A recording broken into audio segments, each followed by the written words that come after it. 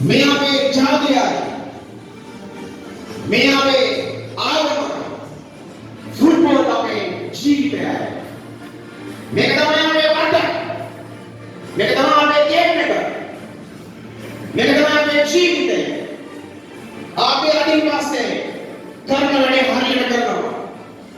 අපි අදින් පස්සේ සියලු දේ හරියට කරනවා. අපි අදින් පස්සේ පරද්දන්න දෙන ගේම් එකක් දෙනවා. අපි පරද්දන්න යකාඩුවක් මකරාවක් ගන්නවා. කුඩුවෙන් කරනවා. කනවා, හපනවා, කිලිනවා. උන්ගේ කොරමක් වෙලි. අපේ ඔගේ හැම එකම ලොකුයි. එහෙනම් ෆුට්බෝල් ලොකුයි. අපි අනිවාර්යෙන්ම මේ ජීවිතේ ජය ගන්නවා. අපි අනිවාර්යෙන්ම 10 මිලියන් එක ගන්නවා. ඒෂියා කප් එක ගන්නවා. වර්ල්ඩ් කප් එක ගන්නවා.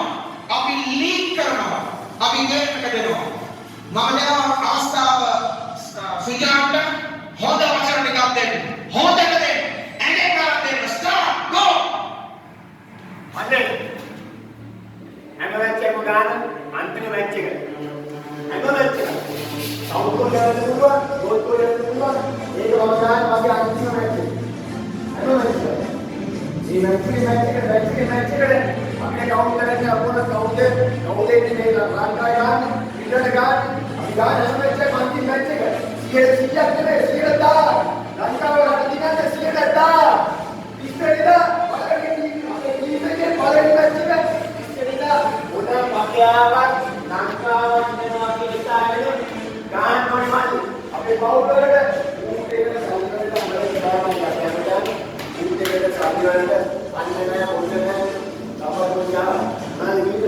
අපි ඉඳාගත්තේ ගොඩ වැටෙන පාඩ කෑවේ ගොඩ වැටු කෑම කෑවේ මේ මැදේ සක්සාප්තේ කිස්වේ අපේ කුසලේ නිලා ඊළඟ බවන්නේ අර මොකක්ද කියන්නේ තමයි කාටද මොකක්ද